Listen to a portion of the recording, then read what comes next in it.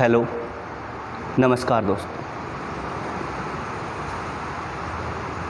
रक्षाबंधन का त्यौहार सभी का अच्छा रहा होगा। उसके बाद में हम क्लास स्टार्ट करने जा रहे हैं। हमारे YouTube चैनल लाइव क्लासेस में आपका स्वागत है। मैं मुकेश सर। पॉलिटिकल साइंस का पहला चैप्टर मैंने स्टार्ट कर रखा है, पढ़ा रहा हूँ। उस संदर्भ में चल रहा क्या है, भारतीय संविधान की अनुसूचियाँ पढ़ा रहा हूँ। पिछली जो क्लास हुई थी उसमें भारतीय संविधान की अनुसूची 8 तो कंप्लीट करवा चुका। इसके बाद में चर्चा की जाए भारतीय संविधान की अगली अनुसूची की, और अगली अनुसूची आती है भारतीय संविधान की अनुसूची 9।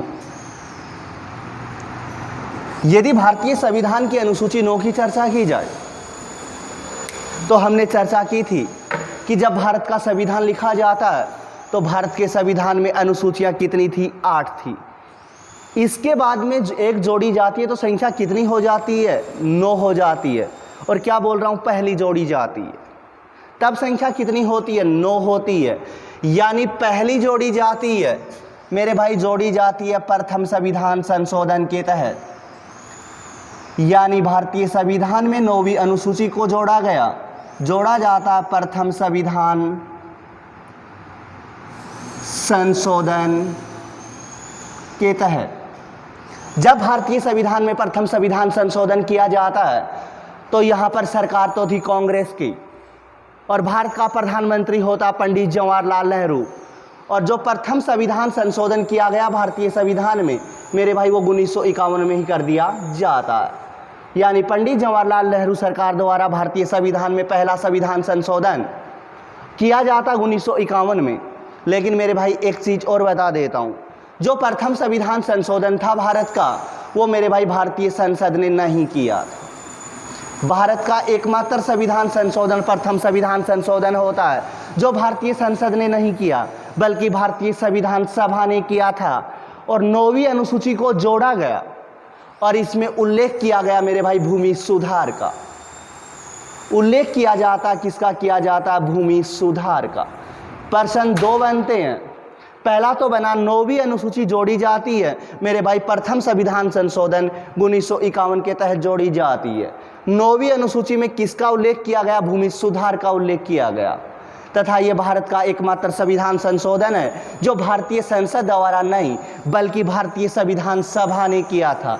इसके बाद में चर्चा की जाए कि जो प्रथम संविधान संशोधन किया गया, यानी जो भूमि सुधार था, ये भूमि सुधार होता क्या है? बापरली भाषा में क्या करे भैया को नहीं फाड़ दे दे यार, काट लेना। ये भूमि सुधार था क्या? इसके तहत किया गया। इस अनुसूची का मुख्य उद्देश्य था, भारत में चल रही थी मेरे भाई सामंती व्यवस्था। इस सामंती व्यवस्था को कमजोर करके भारत में समाजवादी व्यवस्था स्थापित करना 9वीं अनुसूची का मेन उद्देश्य था। पूछा जाए 9वीं अनुसूची जोड़े जाने का उद्देश्य क्या था, तो मेरे भाई सामंती व्यवस्था को कमजोर करके भारत में स्थापना करनी थी किसकी? समाजवादी व्यवस्था की स्थापना किया जाना 9वीं अनुसूची का मुख्य उद्देश्य रखा गया। लेकिन मेरे भाई दिमाग तो लड़ाया गया, संविधान में संशोधन कर दिया गया। किसके लिए? सामंती व्यवस्था को समाप्त किया जाए और भारत में समाजवादी व्यवस्था को स्थापित किया जाए। लेकिन भारत में बीच बीच में रुकावटें आ रही थी। भारतीय संविधान के 2 आर्टिकल थे। एक तो था मेरा भाई आर्टिकल 31 तथा एक था भारतीय संविधान का अनुच्छेद 19C। दोनों ही किसमें थे? समाजवादी व्यवस्था स्थापित करने में मुख्य अड़चनें पैदा कर रहे थे। क्या था इसमें? यदि बात की जाए अनुच्छेद 31 की, तो भारतीय संविधान के अनुच्छेद 31 में भारतीय नागरिकों को संपत्ति का तो मौलिक अधिकार दे रखा था। किसमें? अनुच्छेद 31 में तो संपत्ति का मौलिक अधिकार दे रखा था। तो भारतीय संविधान के आर्टिकल 19C में भारतीय कैंडिडेटों को संपत्ति की स्वतंत्रता दे रखी थी। तो बात क्या आई, यदि किसी कैंडिडेट से उसकी संपत्ति छीनी जाती तो मौलिक अधिकार होने के कारण इसमें न्यायपालिका भी हस्तक्षेप करती। तो क्या समाजवादी व्यवस्था स्थापित नहीं की जा सकती थी भारत में? क्योंकि संपत्ति मौलिक अधिकार था और मौलिक अधिकार छीने जाते हैं तो मेरे भाई होता क्या, न्यायपालिका उसमें हस्तक्षेप करती है। तो 9वीं अनुसूची के लिए प्रावधान कर दिया गया, यदि 9वीं अनुसूची में कोई विषय डाल दिया जाए तो उसकी न्यायिक समीक्षा नहीं हो सकती, प्रावधान कर दिया गया। तो मेरे भाई एक प्रश्न ये भी याद रखना है, भारतीय संविधान की वह कौन सी अनुसूची है जो वाद योग्य नहीं है, यानी उसको लेकर न्यायपालिका में हम नहीं जा सकते। तो भारतीय संविधान की 9वीं अनुसूची के लिए प्रावधान कर दिया जाता है कि इसे सुप्रीम कोर्ट, हाई कोर्ट यानी न्यायपालिका में इसके ऊपर वाद दायर नहीं होगा। इसके बाद में चर्चा की जाए, वर्तमान में 9वीं अनुसूची है, इसमें मेरे भाई 285 विषय डाले गए हैं। वर्तमान में 9वीं अनुसूची में कितने विषय हैं? 285 विषय हैं। लेकिन बात क्या सामने आई, हर बार भारत में चुनाव होता, संसद बन जाती और संसद अपने उद्देश्यों को पूरा करने के लिए कोई न कोई अधिनियम पारित करती और उसे 9वीं अनुसूची में डाल देती। तो मतलब क्या निकला, 9वीं अनुसूची में कोई विषय डाल दिया जाता है तो उसकी न्यायपालिका जांच नहीं कर सकती। तो इसके लिए भारत में किया जाता है, भारतीय सुप्रीम कोर्ट में 2007 में एक मामला आया, नाम था तमिलनाडु आरक्षणवाद। 2007 मामला क्या बता रहा हूं, तमिलनाडु आरक्षणवाद 2007 में भारतीय सुप्रीम कोर्ट ने फैसला दे दिया कि 9वीं अनुसूची की भी न्यायिक समीक्षा की जा सकती है। और कब से मेरे भाई, एक वाद आया था, नाम था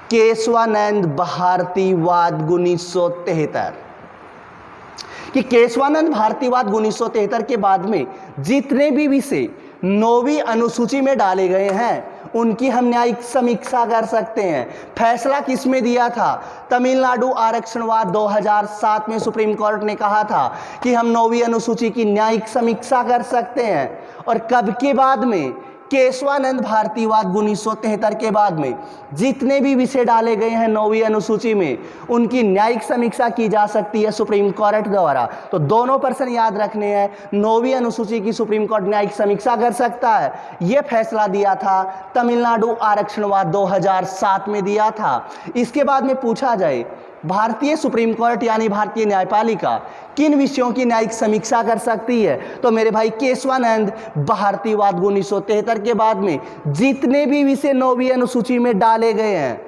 उनकी क्या की जा सकती है, न्यायिक समीक्षा की जा सकती है। इसके बाद में चर्चा की जाए, जब 9वीं अनुसूची में न्यायिक समीक्षा कर सकता कौन, भारतीय सुप्रीम कोर्ट।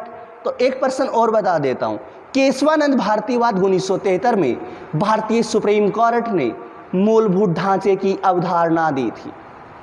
इसके तहत सुप्रीम कोर्ट ने कहा था कि भारतीय संसद संविधान में संशोधन कर सकती है, संविधान के प्रत्येक भाग में संशोधन कर सकती है, लेकिन संविधान का जो मूलभूत ढांचा है उसमें बदलाव नहीं किया जा सकता। तो प्रश्न ये याद रखना है, भारतीय सुप्रीम कोर्ट ने मूलभूत ढांचे की अवधारणा किस वाद में प्रतिपादित की थी, तो मेरे भाई मूलभूत ढांचे की अवधारणा दी थी केशवानंद भारतीवाद 1973 में। और ही डीपली अगला चला जाए तो मूलभूत ढांचे की अवधारणा तो भारतीय सुप्रीम कोर्ट ने दी थी, कब, 1973 में। लेकिन प्रश्न पूछा जाए, मूलभूत ढांचे का अंतिम फैसला करता कौन है, कि मूलभूत ढांचा क्या होगा।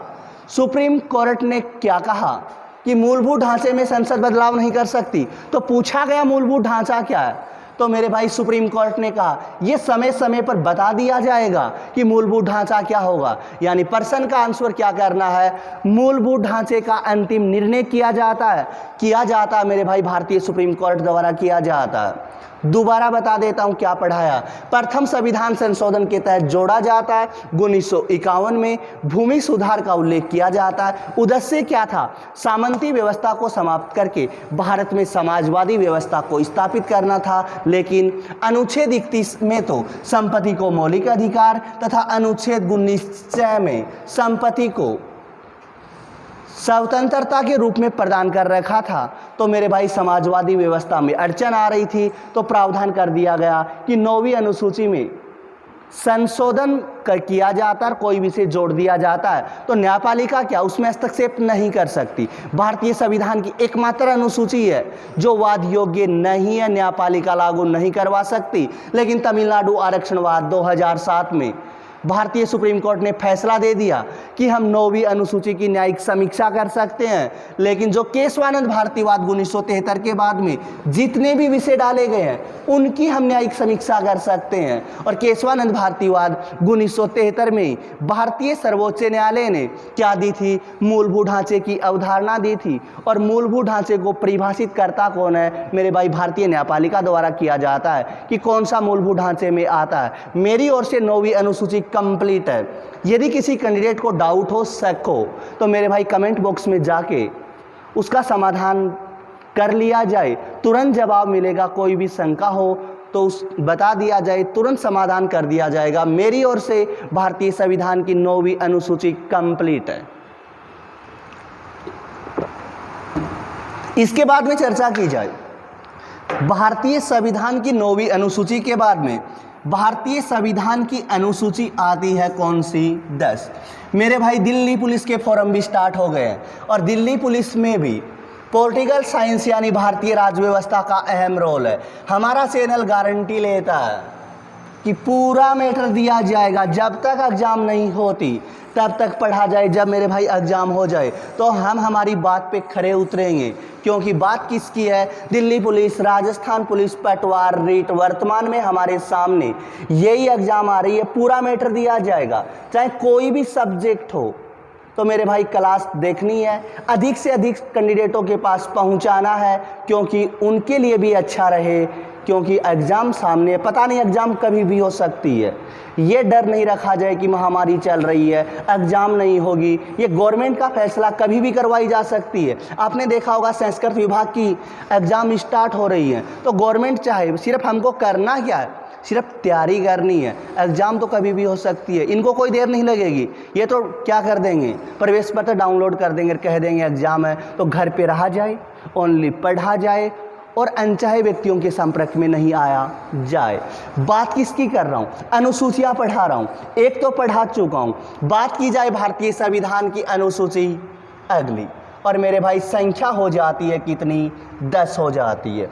बात की जाए भारतीय संविधान की अनुसूची 10 की, तो मेरे भाई भारतीय संविधान में किया जाता है 52वां संविधान संशोधन किया जाता है भारतीय संविधान में किया जाता है 52वां संविधान संशोधन किया जाता है। और किया जाता मेरे भाई 1985 में किया जाता है। यानी 10वीं अनुसूची 52वें संविधान संशोधन 1985 के तहत जोड़ी जाती है। और जोड़ी थी मेरे भाई राजीव गांधी सरकार ने जोड़ी थी।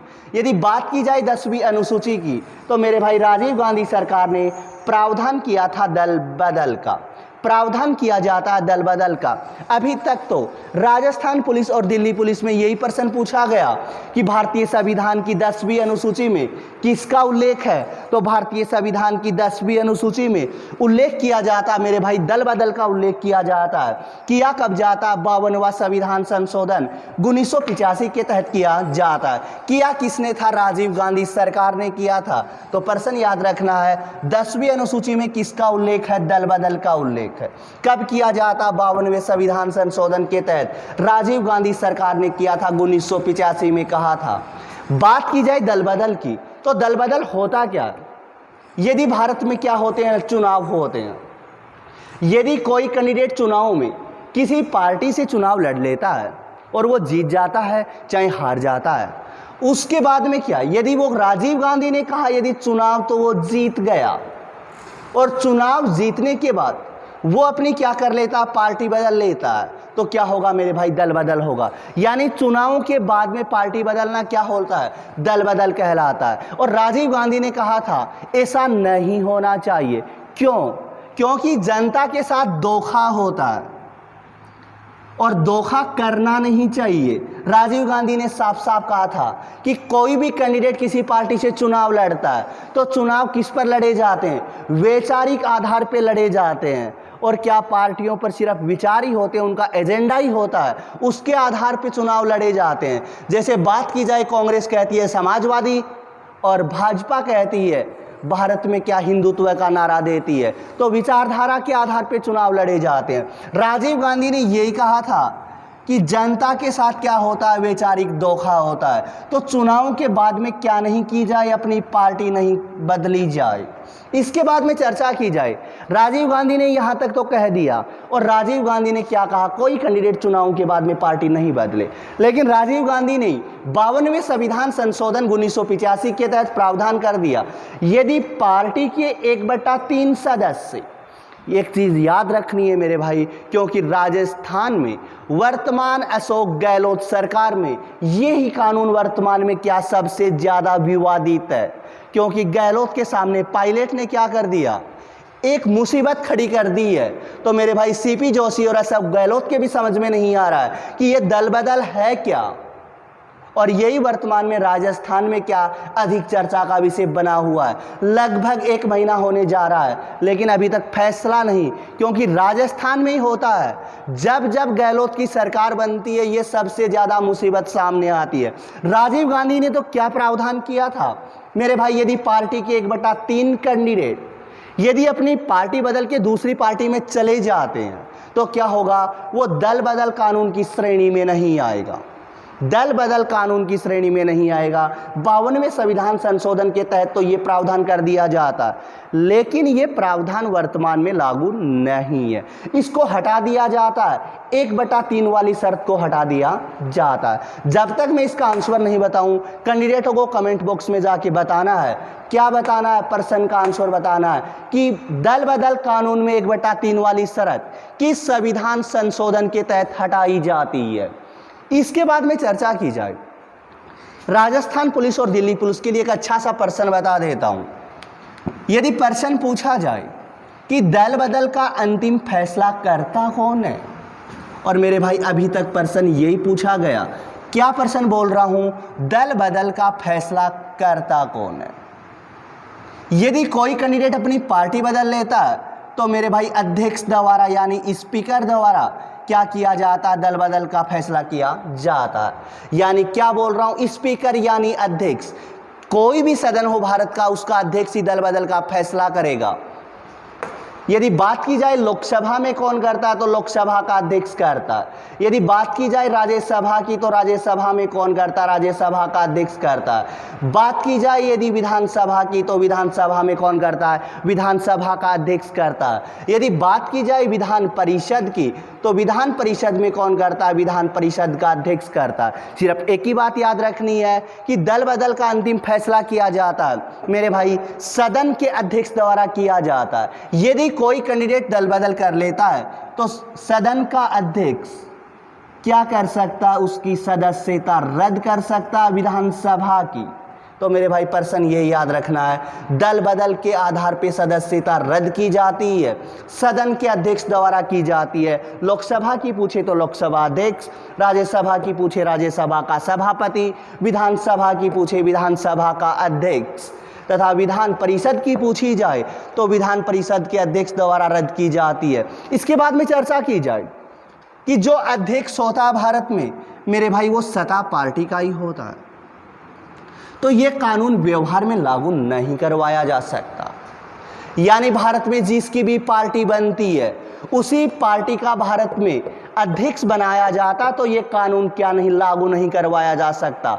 इसके बाद में भारत में बना विधि आयोग, और विधि आयोग ने सलाह दी कि मेरे भाई दल बदल का फैसला सदन के अध्यक्ष द्वारा नहीं किया जाए, इसके द्वारा कोई कैंडिडेट नियुक्त किया जाए और वो नियुक्त कैंडिडेट ही क्या करेगा, दल बदल का फैसला करेगा।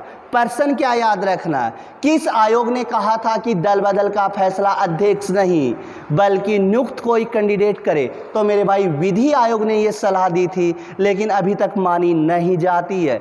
इसके बाद में हमने चर्चा की थी, मैंने बोला गहलोत सरकार में ही होता है, यानी अशोक गहलोत जब भारत में यानी राजस्थान में सीएम बनता है तो ही ये दल बदल आता है। बात की जाए इस बार की, इस बार तो क्या चल रहा, पंगा चल रहा है। और पिछली बार गहलोत सीएम बना था राजस्थान का, तो भी क्या हुआ था, बसपा के मेरे भाई 6 कैंडिडेट थे। कब की बात कर रहा हूं, अशोक गहलोत के पिछले कार्यकाल में बसपा के 6 कैंडिडेट थे और 6 कैंडिडेट जीत के आते हैं और उन्होंने मेरे भाई अशोक गहलोत यानी कांग्रेस पार्टी को समर्थन दिया था, यानी बसपा को छोड़ दिया था और कांग्रेस को समर्थन दिया था। हुआ क्या? बसपा को छोड़ा, कांग्रेस को समर्थन दिया, तो क्या हुआ? वो दल बदल हुआ था। लेकिन क्या हुआ? क्या बोल रहा हूं? अध्यक्ष फैसला करता है। तो पिछली कार्यकाल में अशोक गहलोत के राजस्थान विधानसभा का अध्यक्ष दीपेंद्र सिंह शेखावत था और जब दीपेंद्र सिंह शेखावत से पूछा गया कि जी ये हो क्या रहा है, तो दीपेंद्र सिंह शेखावत ने कहा हम कार्यवाही कर रहे हैं और 5 साल तक इस मामले को नहीं निपटाया। और ये सभी कैंडिडेट क्या गहलोत सरकार के पिछले कार्यकाल में मंत्री थे। यदि बात की जाए, नवलगढ़ विधायक डॉक्टर राजकुमार शर्मा को चिकित्सा मंत्री का पद दिया गया और उदयपुरवाटी विधायक डॉक्टर राजेंद्र सिंह गुड्ढा को भी क्या कांग्रेस में मंत्री पद दिया जाता है। तो 6 के 6 कैंडिडेट क्या थे? कांग्रेस में मंत्री रहे। 5 साल तक कोई कार्यवाही नहीं की जाती है और वही काम राजस्थान में अब हो रहा है। सीपी जोशी को कुछ पता नहीं है और क्योंकि अभी तो वर्तमान में राजस्थान विधानसभा का 70 भी नहीं चल रहा था और सीपी जोशी के हाथ में है कि वो कैंडिडेटों की सदस्यता रद्द करता है या नहीं करता। लेकिन होता क्या है, सत्ता पार्टी का ही अध्यक्ष होता है तो मेरे भाई रद्द नहीं की जाती है। यदि बात की जाए वर्तमान समय की, तो मेरे भाई राज्यसभा के 2 कैंडिडेट थे। 2017 दिसंबर में राज्यसभा के सभापति वेंकैया नायडू ने अली अनवर तथा शरद यादव की दल बदल के आधार पर सदस्यता रद्द कर दी थी। इसके बाद में मैंने एक प्रश्न बोला था कि राजीव गांधी ने प्रावधान किया कि पार्टी के 1/3 कैंडिडेट यदि अपनी पार्टी बदलते हैं तो उन पे दल बदल कानून लागू नहीं होगा, वो आराम से बदल सकते हैं। लेकिन मैंने अभी क्या बोला, ये प्रावधान वर्तमान में 10वीं अनुसूची में नहीं है। इस प्रावधान को मेरे भाई 91वें संविधान संशोधन 2003 के तहत अटल बिहारी वाजपेयी सरकार ने हटा दिया था। यानी 1/3 वाली शर्त 91वें संविधान संशोधन 2003 के तहत वाजपेयी सरकार ने हटा दी थी तथा प्रावधान कर दिया यदि पार्टी का कोई सिंगल कैंडिडेट चुनाव के बाद में अपनी पार्टी बदलता है तो वो दल बदल की श्रेणी में आएगा। और यहां तक प्रावधान कर दिया यदि कोई निर्दलीय कैंडिडेट भी अपनी पार्टी बदलता है तो मेरे भाई दल बदल की श्रेणी में ही आएगा। मेरा मतलब क्या है, जो 52वें संविधान संशोधन के तहत जो राजीव ने प्रावधान किया था उसको हटा दिया गया। 91वें संविधान संशोधन 2003 के तहत हटा दिया गया और यहां तक प्रावधान कर दिया गया कि कोई निर्दलीय कैंडिडेट होगा यदि वो भी क्या करेगा, अपनी पार्टी बदलेगा चुनावों के बाद में, तो वो दल बदल की श्रेणी में आएगा। तो मेरे भाई 91वां संविधान संशोधन 2003 भी याद रखना है कि 1/3 वाली शर्त वाजपेयी सरकार ने हटा दी थी। इसके बाद में चर्चा की जाए, 91वें संविधान संशोधन 2003 के तहत ही 2 प्रावधान भारतीय संविधान में और कर दिए जाते हैं। बात क्या की जाती है, एक तो प्रावधान किया जाता मेरे भाई इसका किया जाता है, क्या लिखा है, सचेतक लिखा, और दूसरा पढ़ा रहा हूं, दूसरा प्रावधान किया जाता इसका किया जाता सचेतक और विहिप का प्रावधान कर दिया जाता। पटवार वाले रिट वाले दोनों चीज याद रखें। पहली चीज तो सचेतक और विहिप का प्रावधान किया जाता है 91वें संविधान संशोधन के तहत वाजपेयी सरकार ने किया था। इसके बाद में बात की जाए विहिप और सचेतक होता क्या मेरे भाई, ये तो होता क्या, विहिप होता क्या, पार्टी का आदेश होता, यानी पार्टी के द्वारा पार्टी के कैंडिडेटों को कोई आदेश दिया जाता है। आदेश का मतलब आपको विधानसभा में यही काम करना। और बात की जाए यदि इस आदेश का पालन नहीं किया जाता है और पार्टी का सचेतक यदि 15 दिन में अध्यक्ष को सूचना दे दे किसके, व्हीप के उल्लंघन की, तो इस आधार पर भी पार्टी का अध्यक्ष होता है वो मेरे भाई सदस्यता रद्द कर सकता है उस कैंडिडेट की। यानी पर्सन क्या बना, व्हीप का उल्लंघन करने पर सदस्यता रद्द करता है। कौन करता है मेरे भाई, सदन का अध्यक्ष करता है। इसकी सूचना कौन देता है, सचेतक देता है। किसको देता है, सदन के अध्यक्ष को देता है। और व्हीप होता क्या है, पार्टी का एक आदेश होता है कि इसके अनुसार ही हमें क्या करना है, कार्य करना है। इसके बाद में बात की जाए सचेतक की। सचेतक क्या होता है मेरे भाई, पार्टी का वरिष्ठतम कैंडिडेट होता है और जो सदन में अनुशासन बनाए रखता है और सदन की कार्यवाही देखता है। मेरे भाई दोबारा क्लियर कर देता हूँ, सचेतक कौन होता है, पार्टी का वरिष्ठतम कैंडिडेट होता है जो क्या सदन की कार्यवाही संचालित करता है तथा सदन में अनुशासन बनाए रखता है। व्हीप क्या होता है, पार्टी का एक आदेश होता है, उसकी पालना सभी को करनी होती है और यदि इसका उल्लंघन किया जाता है तो मेरे भाई 15 दिन में यदि सचेतक अध्यक्ष को सूचना दे देता है तो मेरे भाई होता क्या है, अध्यक्ष द्वारा सदस्यता रद्द की जा सकती है व्हीप के उल्लंघन पर भी। इसके बाद में एक छोटा सा प्रश्न और बता देता हूँ और जो अधिकतर एग्जामों में पूछ लिया गया। क्या पढ़ रहे हैं, 91वां संविधान संशोधन 2003 पढ़ रहे हैं। इसमें 1/3 वाली शर्त हटा दी जाती है तथा सचेतक तथा व्हीप का भी प्रावधान कर दिया जाता। इसके बाद में यदि प्रश्न पूछा जाए 91वें संविधान संशोधन के तहत, 91वें संविधान संशोधन के तहत 2003 में मेरे भाई ये प्रश्न पूछा जाता अधिक बार, सदस्य संख्या निश्चित की जाती है किसकी, मेरे भाई दो चीज लिख रहा हूं, एक तो लिखा मंत्री परिषद, एक लिखा है मंत्रिमंडल। मेरे भाई प्रश्न ये याद रखना है, 91वें संविधान संशोधन 2003 के तहत भारत में मंत्री परिषद की सदस्य संख्या निश्चित की जाती है, ना कि मंत्रिमंडल की जाती है। प्रावधान कर दिया जाता है कि मंत्री परिषद की अधिकतम सदस्य संख्या लोक सदन की सदस्य संख्या की 15% से ज्यादा नहीं हो सकती। लोक सदन यानी केंद्र में मंत्री परिषद बनाया जाए तो मेरे भाई लोकसभा की 15% से ज़्यादा नहीं होगी और यदि किसी राज्य में बनाया जाए तो उस राज्य की विधानसभा की 15% से ज़्यादा नहीं होगी। बात की जाए, ये प्रश्न अब की बार राजस्थान पुलिस एसआई में पूछा गया। प्रश्न क्या था, राजस्थान में मंत्री परिषद की अधिकतम सदस्य संख्या कितनी हो सकती है।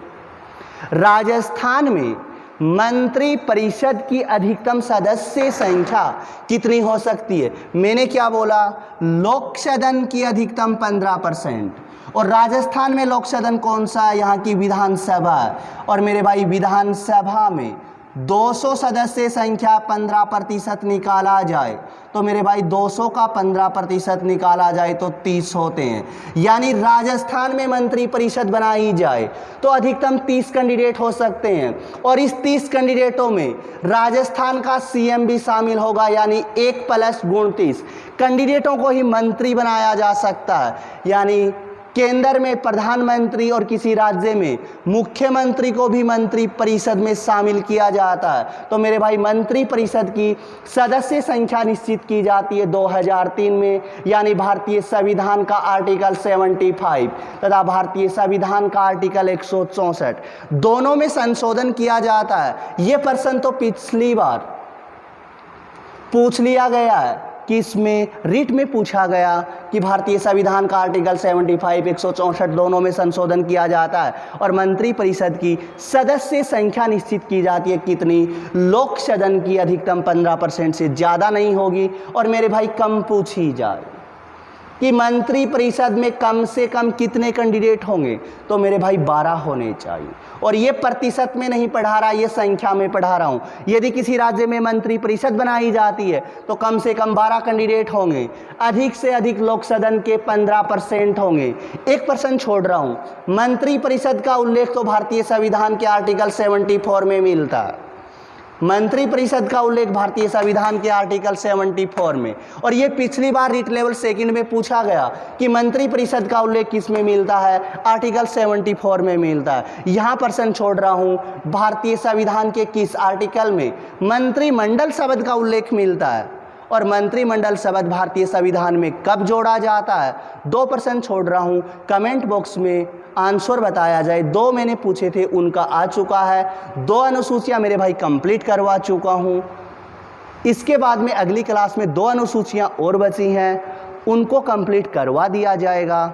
ज़्यादा से ज़्यादा मेरे भाई क्लास को देखा जाए, लाइक किया जाए, अपने दोस्तों के पास पहुंचाया जाए। लाइव क्लासेस का यही मकसद है कि अधिक से अधिक कैंडिडेटों के पास पहुंचकर उनका उसकी एग्ज़ाम में सहयोग करना। कल के लिए बेस्ट ऑफ लक।